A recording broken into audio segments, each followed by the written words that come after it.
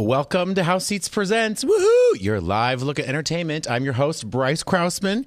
We are here with Brooke Brown today. She is fantastic. And we've already gotten a chat in here from Danny. She's saying, Danny, who we were just talking about at the top of the show, who has a show, Niche to Media or Niche to Profit here. Yes. She says, is this where I say break a leg? So that's it. That's right now. We are with a fantastic dancer extraordinaire here. First of all, she really hones in on her craft. This is something I'm really fascinated by this show. The reason we talked to a lot of performers is because we want to know why you came here, how you came about coming here, why you stayed, and just how why you called Vegas home. This is one of the reasons that you're on here today, my dear.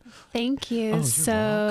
Vegas has become a home to me, and it's been such a blessing. I was a baby when I moved here. And I had just left dance school. Okay, wow. And you came here right out of dance school? Yes. And you said Vegas. And I said Vegas. Wow, okay. I saw a reality show on TV when I was in dance school called Nearly Famous. Oh, okay, yeah. And absolutely. It highlighted the Jubilee dancers. Yes. And I said I could do that. And I'm 5'9". So your choices as a dancer are kind of Vegas, New York, LA. And I said, well, I'll probably do better in Vegas. Okay. Yeah. I'm happy to hear that. You hear that? She saw a reality show, which we're going to get into. Brooke herself is in a reality show right now as well.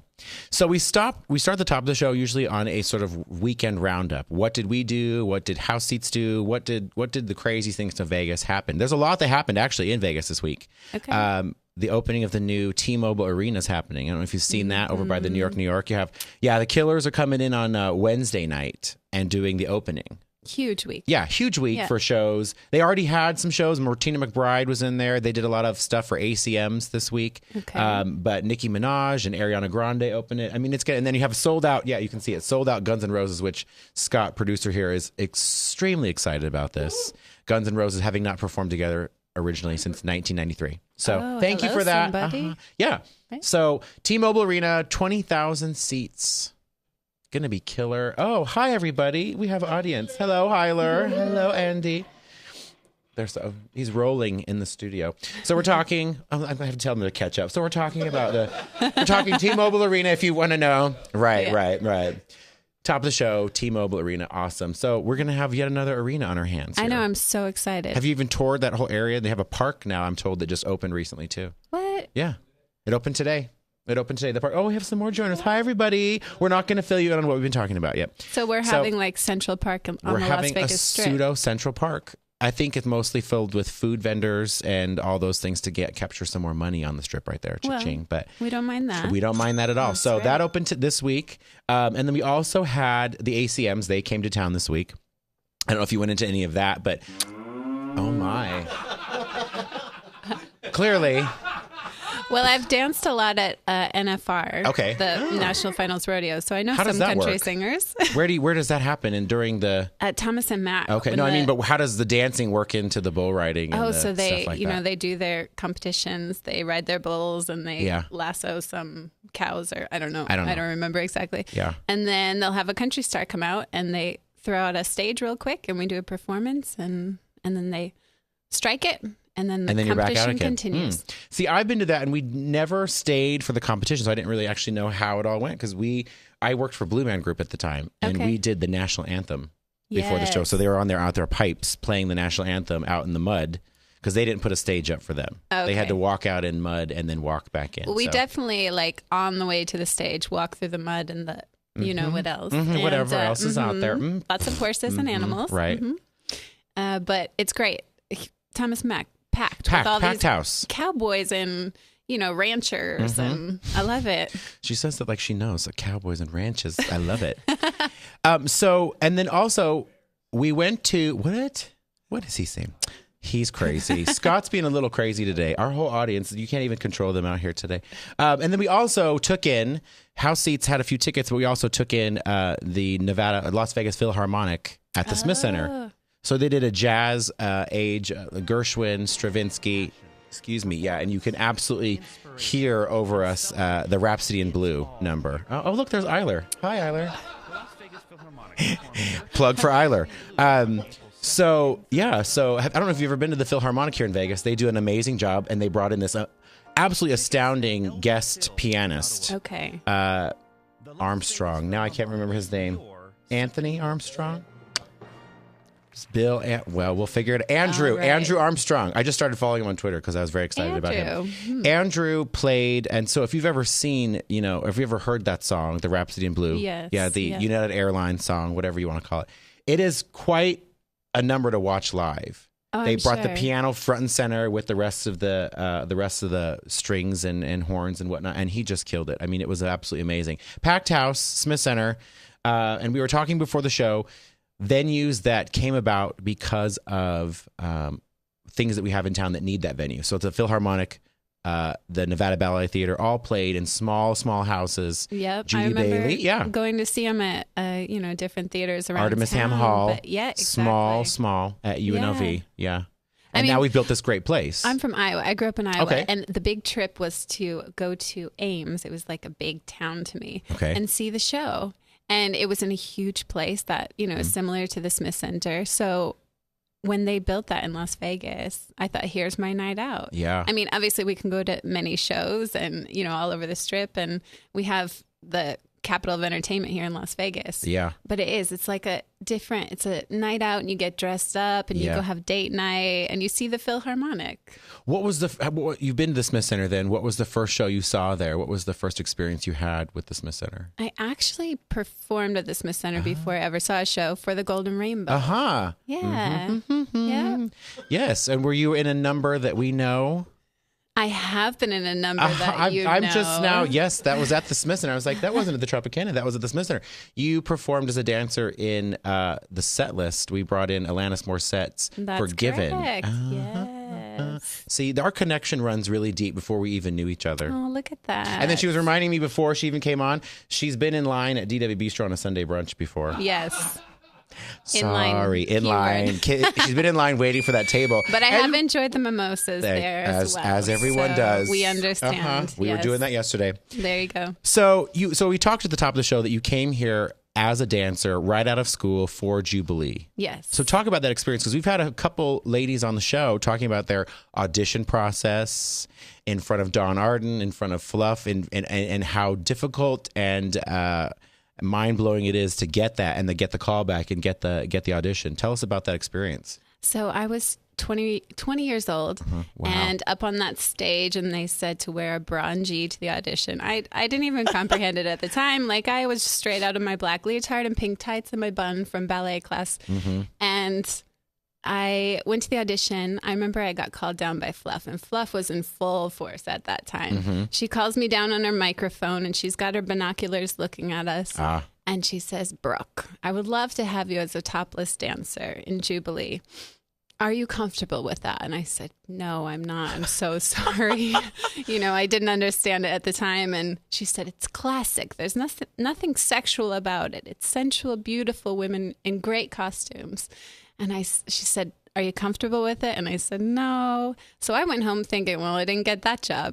But that night, Fluff called me and said she'd like to offer me a covered position as a bluebell. Nice. And she said, "We'll see how long that lasts." When did the top come off? About a year later. Well, when you did say at the top of the show, she did remind us she had choices: New York, LA, Las Vegas. That's right. To be a dancer. One of those three cities generally has that come up. That's true. And when you're a showgirl, yes, it is part of the history of being a showgirl, is being a topless dancer in the beautiful costumes. Yes. And after a while, you start to look around and you think, actually, this is what I'm doing. This is what it is. It's about beautiful bodies. Yeah. And having an elegant presence. And there's nothing shameful about it. Yeah, it's celebrating beauty. It's not putting anyone down. And you came into Jubilee at its sort of revival. They had just done a redo of the show with choreographers for Beyonce, right? They had brought in somebody to try to revamp the show a little bit. Yeah, so I had already been in the show for a while. I actually left for a few years and did some other things. Came back, was in Jubilee about 7 more years. Okay. And then they redid the show. And Frank Gatson was brought in to choreograph and changed the show. And so I was a part of that, and I stayed for 6 months after the revamp. Gotcha. And then I decided to move on. And it was time to move on. Yes. So tell us, so you stayed in Vegas during that time when you left Jubilee. I left Jubilee to do a cruise ship to travel the world. And then I went to, I moved to France and I did the LiLV de Paris. Okay. It's on the Champs-Élysées. Uh-huh. Yeah. Ooh, oui, oui, le pipi. Ouais, mais bien sûr. Cha-cha-cha. Le français. And you did that, and how long were you there for? I was there for a year. Okay. Yeah, I was a bluebell dancer for the Lido. So what was it like living abroad now? I mean, you were on cruise ships. What was it like living full time in one country like that, like France? It was scary. I grew up real quick. That small town Iowa girl was no longer. That didn't happen when her top came off. It happened when she went to France. Yeah. So true. Sure. Okay. Suddenly I had to grow up and, I'd never been on a train before. And suddenly they're like, take this area to Georges Saint-Excès and you'll be at the theater. And I was like, what? But it was amazing. Every moment I had, every day off I had, I would jump on whatever cheapest flight I could find and explore a different city. People thought it was crazy. Like, you're going to, Berlin by yourself? Well, of course I am. I have the time and I have the opportunity. So what was one of your most memorable trips you took when you did that? Where was one of the most memorable places you thought, I'd never go here? Oh, I think the most memorable was Rome.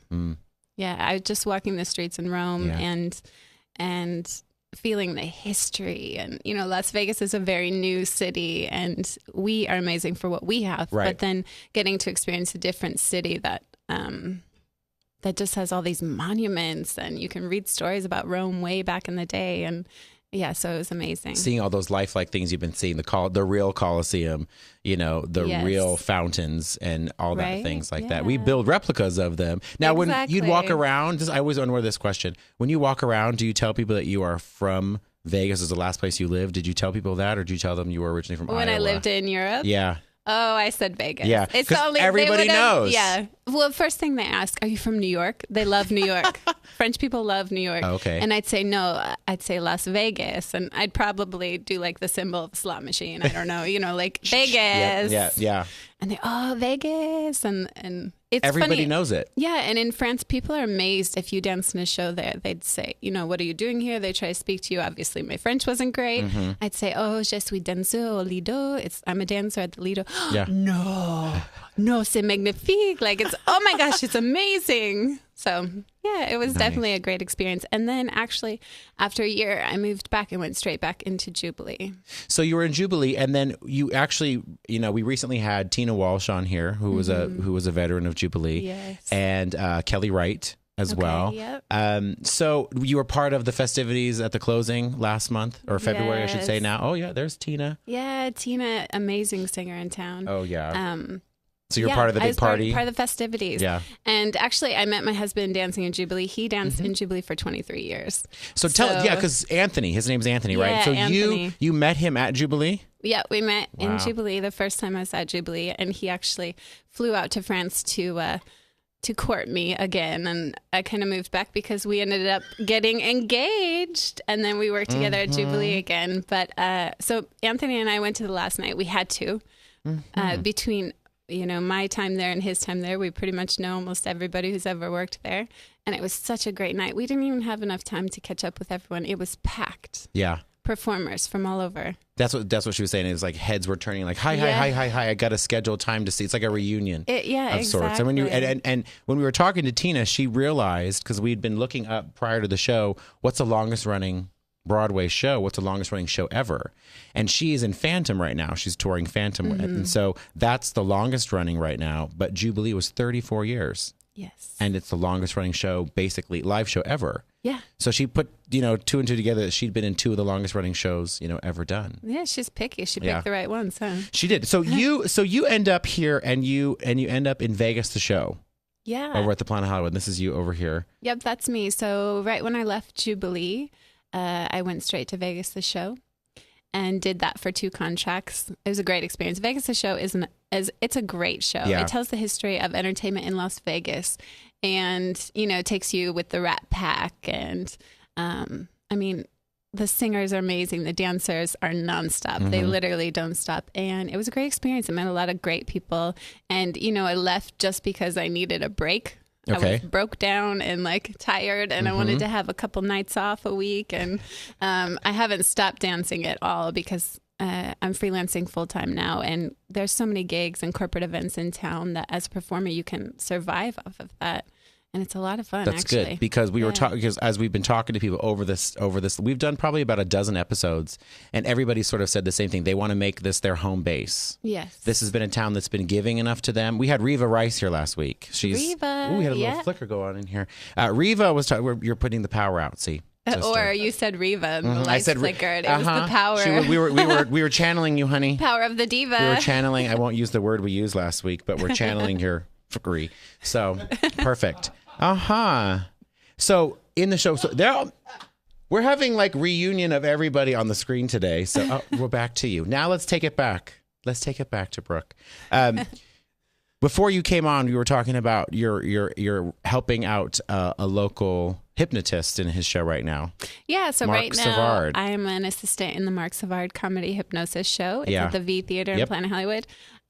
Amazing. I mean, this show is hilarious. He truly is a comedian, and the participants are all audience members. People think they're plants. There aren't. They're picked on right at the top of the show. Oh yeah. It's great. That's probably why I haven't seen it. I'm a little afraid. I'm afraid of some of the hypnotists. As much as I love Anthony Cools, I'm really kind of scared to go to his show because Mark. There's Mark right there.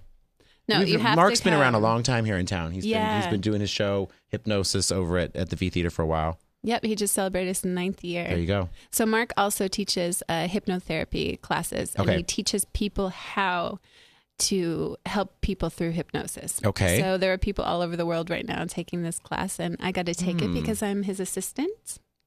Okay. Well, what one thing can you teach us right now about hypnosis? Or are you doing it right now? She just did something with her eyes. I don't know what that was. I've had a lot of people in that chair. Jeff Lebo, people in their eyes. I tell them all the time, I'm like, I'm just going to gaze longingly in your face. Well, what you might not know about hypnosis is that people are hypnotized all throughout the day. Mm-hmm. You know, when you just like space off and you don't even know what's going on, and you find yourself staring off into space. It's a form of hypnosis. So we self-hypnotize throughout the day. Yes, we do, and we don't even know it. And hypnosis is a state between sleep and the awakened state. So everybody can be hypnotized. If you say, I can't be hypnotized, I don't believe in it, or, I'm too smart, whatever the reason, everyone can be hypnotized. Are you hearing this, Kleiber, out there?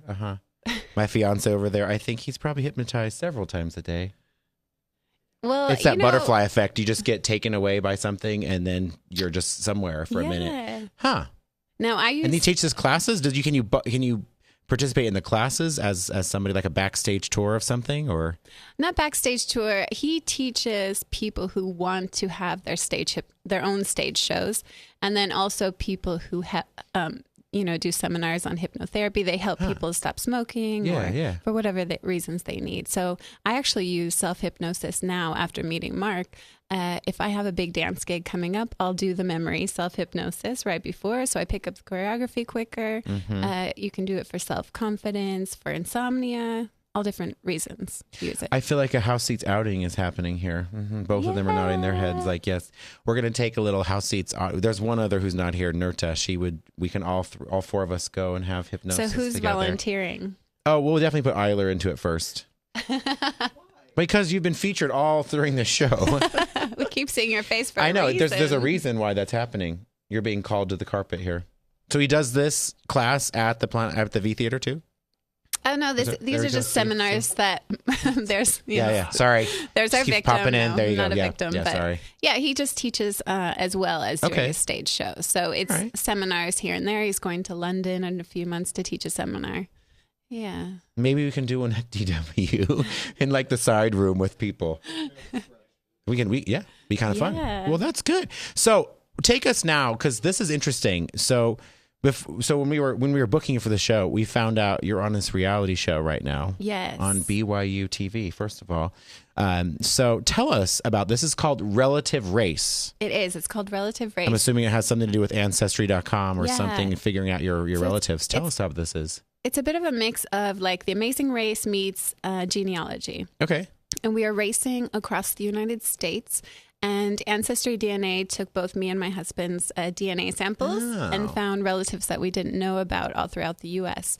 So each day you travel to a new city. They took our cell phones, of course, no GPS. Right. Here's your map, figure it out. Yep. And we went to a new city, completed challenges, and then you find your relative at the end of the day. And if you get 3 strikes, you get a strike by being the last that arrives to your relative. You're kicked off the show. So yesterday was the 6th episode. There's still 5 more. So far, we are the team red. That's me and my husband. Yes, with the red outfits. Yes. There you go. Gotcha. And we're still in the show. We do have 2 strikes.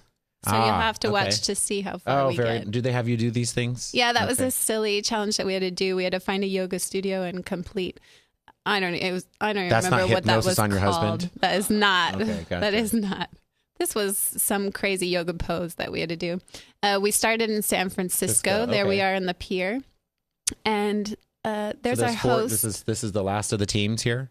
So it's 4 teams. 4 teams. It's just 4. This was day 1, Okay. and they took our phones away, and they said, go, find your cars, and head to the first city. So I imagine with a map, you're obviously asking a lot of people for directions. Yes. Yeah, you're having to pull over and ask people. So it's a matter of also getting to know people off the street and then asking them if they know so-and-so. Yeah, so our biggest asset during the race were people. Yeah. I mean, if you don't know anything about the city that you're in, what do? Roll your window down. Hey, can you help me find? Yeah. Well, who's looked at a map? I mean, we type in anything right now to look for where we're going on MapQuest and Google Maps and whatnot. You know, reading a map is completely foreign. And let me tell you, they're not automatically updated either. No, they're not. And you can't ever fold them back to where they were when you're doing it. It doesn't make any sense. Exactly. It doesn't make. So we can't disclose where you are, but you're continually on the show right now. So you have a reoccurring, so to speak, on this role right now. Yeah. So I can tell you, last night, on the episode, we were in St. Louis. Okay. So that's where we've gone, from San Francisco to St. Louis right this moment. And we've met amazing people. I found out who my mother's biological father was through this show. Wow. And my husband met a first cousin that he didn't know about. So, you know, it pulls at your heartstrings as well as being this intense like race, you know, where people are going crazy and losing their minds. But at the end of the day, you get to meet somebody who shares the same blood with you. So what do they find out when you're a dancer in Vegas? What do they say? Oh, they love it. They love it. Yeah. In fact, one couple in New Mexico took us and they taught us how to 2-step. And she said, I'm trying to teach the professional dancer how to 2-step. But we didn't know how to. So, you know, we definitely learned something that night. So this is on every Sunday night? Yep. On BYU TV? Nights. You have to look up on your cable to find out where that's at. Yeah, it's on I'm sure my mom Cox. watches it. Yeah, exactly. Yeah, very good. It's a fun show. Well, cool. Well, thanks for coming on. Thank you We're going to do a much for shot of having water me. today in honor of BYU TV, in honor of Brooke today. There we go. Cheers. Thanks for watching, guys. See you next time.